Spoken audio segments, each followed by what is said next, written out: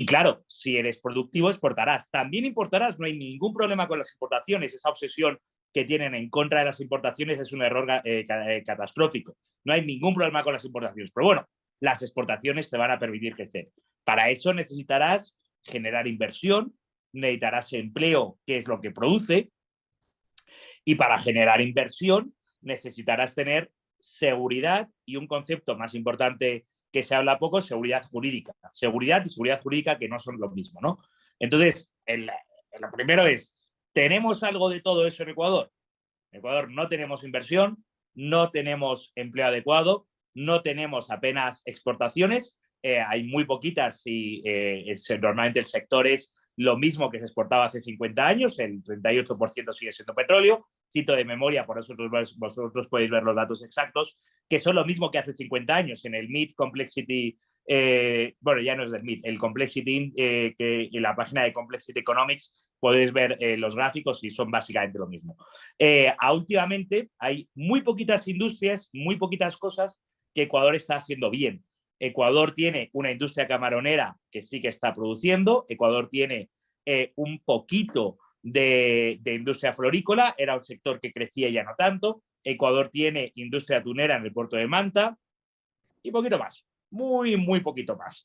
Ese es el principal. La pregunta es, ¿por qué no hay más productividad, más empleo, más inversión? Esa es la pregunta para vosotros. Básicamente nos acabas de mencionar que nosotros no tenemos una buena diversificación sobre nuestros ingresos como país.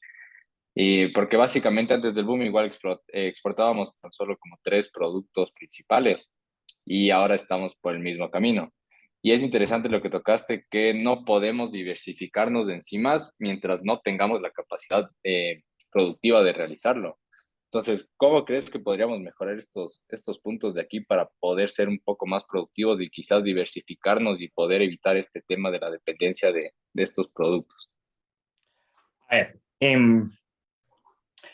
a ver, el problema de la dependencia del petróleo no es un problema en tanto en cuanto solo tengas un ingreso, porque, por ejemplo, Arabia Saudí, Qatar, son países que básicamente solo tienen un ingreso, que es el petróleo, y son millonarios. El problema es que te centras en solo tener un ingreso y no, por ejemplo, Chile es muy dependiente del cobre. Te centras en solo tener un ingreso y no consigues que se desarrolle todo tu potencial, que pueden ser muchos más ingresos.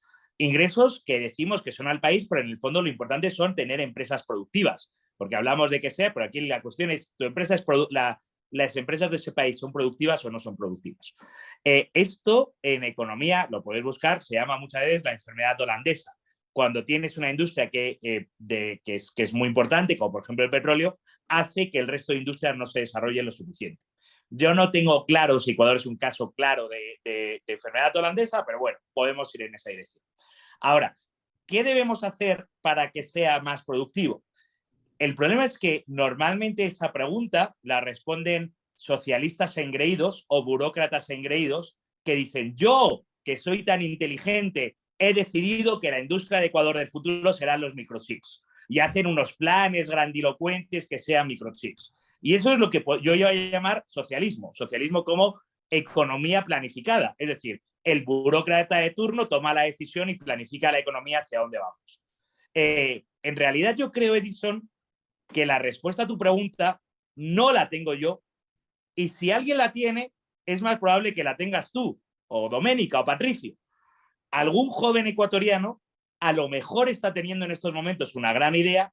Si viviese en un país que tuviese seguridad, libertad, pocas trabas a montar una empresa, capacidad de financiación, esa idea que podría tener ese joven ecuatoriano la podría empezar a lanzar y a lo mejor dentro de 40 años la industria que más aporta a la economía del Ecuador puede que sea, no lo sé, los aguacates, el turismo de expatriados gringos o a lo mejor la sociedad financiera. No lo sé yo y no lo sabe nadie. Pero el problema es que como vivimos en una economía que tiene poca libertad, poca seguridad, poca capacidad de financiación, todas esas posibles ideas que se podrían desarrollar no se desarrollan y por tanto no hay crecimiento económico. En primer lugar, ¿el futuro qué quiere decir? porque el futuro puede ser al año que viene o el futuro puede ser dentro de 20 años. Entonces, el futuro de dentro de 20 años no hay nada escrito. Siempre dice mi maestro Huerta de Soto que el futuro no es un por venir, el futuro es un por hacer. Es decir, el futuro dependerá de lo que hagamos en el presente.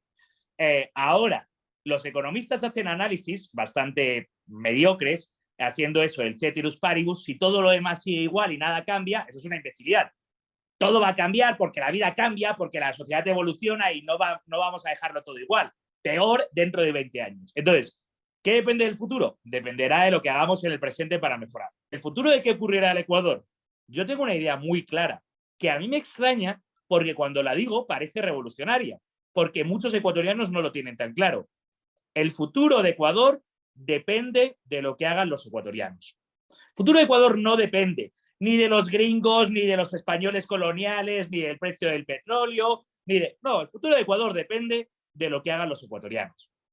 Sí, justamente, ¿verdad? Yo quería tocar un tema controversial, acotando toda la inseguridad que estamos viviendo actualmente.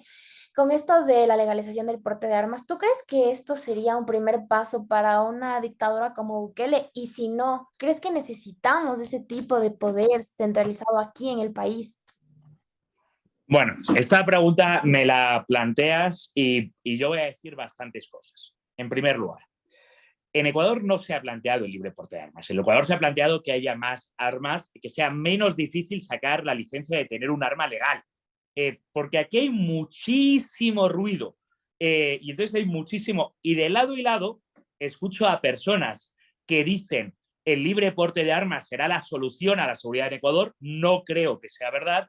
Y otros que dicen que el libre porte de armas, que tampoco es lo que ocurre, llevará a que Ecuador sea una especie de el mito del lejano oeste donde se estamos pegando tiros. No, nada de todo eso es lo más probable que ocurra. Sobre el libre porte de armas también tenemos un segundo problema. Escucho muchas argumentaciones en el sentido teleológicas. Vamos a ver.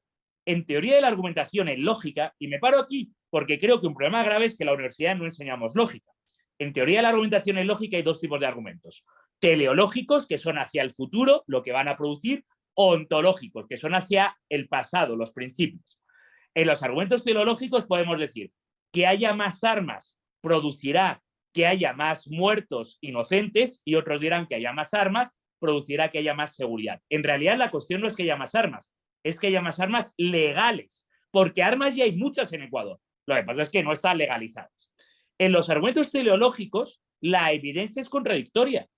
En los países, en los estados de Estados Unidos, donde hay más armas, sí que hay más muertes por armas de fuego, pero en los países de América Latina, donde hay más armas, no hay más muertes por armas de fuego. Luego, es complicado verlo. Pero el argumento ontológico falla. ¿Tengo yo derecho a portar un arma? Es un derecho humano, natural. Es decir, ¿puedo yo comprar y vender lo que desea, incluso tener un arma para protegerme a mí y a mi familia? Esa es una pregunta más profunda que parece que pocos se plantean. Ahora, lo que sí tengo claro es dos cosas.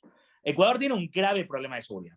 Ecuador históricamente ha sido uno de los países más seguros de América Latina. Estamos en el entorno de los 8 muertos por 1.000 habitantes, creo que es por 1.000 o por 10.000. 8 creo que es por 10.000, por 1.000 me parece una barbaridad. Debe ser por 10.000 o por 100.000, más bien por 100.000. Buscad, vamos, 8 por X, no digo 1.000, pero me debo estar equivocando porque parece 8 por 1.000 parece una barbaridad.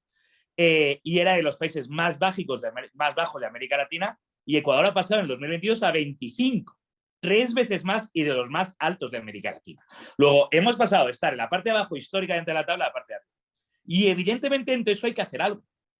¿El qué hay que hacer? Pues parece que el gobierno no lo tiene muy claro.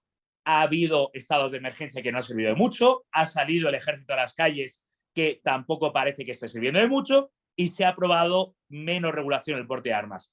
A mí me parece bien avanzar para intentar, porque tenemos un problema grave como país.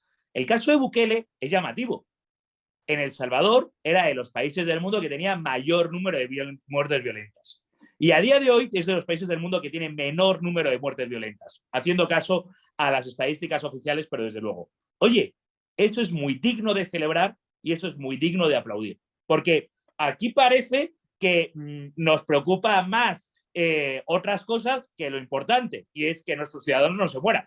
o que nuestros ciudadanos no les asesinen los delincuentes. Yo creo que lo que ha hecho, y por eso Bukele es de los presidentes más populares de América Latina, porque ¿qué le preocupa a los ciudadanos de América Latina? Lo esencial, vida, libertad y propiedad. Y luego les preocupará educación y sanidad, y empleo. Vamos, vida, libertad y propiedad es lo más importante. Entonces, creo que es más probable que en el futuro en América Latina más países voten propuestas como la de Bukele, porque a los ciudadanos les preocupa que no les maten. Es lo que más les preocupa. Y si alguien les propone una solución, no van a ser muy puntillosos o no van a mirar la letra de pequeña de cómo se lo soluciona. Se lo soluciona ella. Interesante, Luis. Justo hablando con todo este tema de la inseguridad y seguridad en el país, como tú decías, éramos un país tradicionalmente seguro. Entonces, sin embargo, yo quiero volver un poco más al tema económico y te quería preguntar sobre cómo la seguridad y esto afecta las inversiones extranjeras en Ecuador, que justo leíamos un artículo, entonces te quería preguntar un poco al respecto. Vale. ¿Qué artículo leísteis? Si puedo preguntar. Uy, De primicias. vale. Era justo respecto a de esto, sobre cómo las remesas aportan un montón en la economía ecuatoriana. Vale. Es que creía que era un artículo académico. Parece que se te corta, Sebastián. Tienes que revisar la conexión. A ver, lo que me dices a mí me llama la atención porque me hacéis una pregunta como si fuese una pregunta muy complicada y es una pregunta muy sencilla. Evidentemente, lo que más espanta a la inversión es la inseguridad. Fijaros que hasta hace relativamente poco, cuando hablábamos de inseguridad, hablábamos de inseguridad jurídica o de inseguridad política. ¿Qué quiere decir la inseguridad jurídica? Es un concepto económico muy sencillo y es, las normas en el país son lo suficientemente estables como para que yo sepa hoy lo que va a ocurrir dentro de 3 o 4 años, o por ponerlo más sencillo. Si yo soy una empresa española que viene a invertir en Ecuador, ¿puedo hacer un cálculo de cuántos impuestos voy a pagar en función de cuántos ingresos preveo en los próximos 3 o 4 años? No. En Ecuador no se puede hacer ese cálculo porque las normas fiscales cambian, no digo cada año, cambian cada 3 o 4 meses. Yo, que soy profesor de economía, es público y notorio que soy incapaz de calcular cuántos impuestos tengo que pagar en Ecuador. O la opción A, que dicen los que me odian, que porque yo soy un imbécil y un idiota no me entero, o la opción B, que creo que es bastante más probable, porque Ecuador es un infierno fiscal donde las normas son increíblemente engorrosas, increíblemente complicadas. Fíjate, Patricio, que hasta hace relativamente poco lo que nos preocupaba de Ecuador era la inseguridad jurídica. También tenemos inseguridad política. ¿Qué quiere eso decir?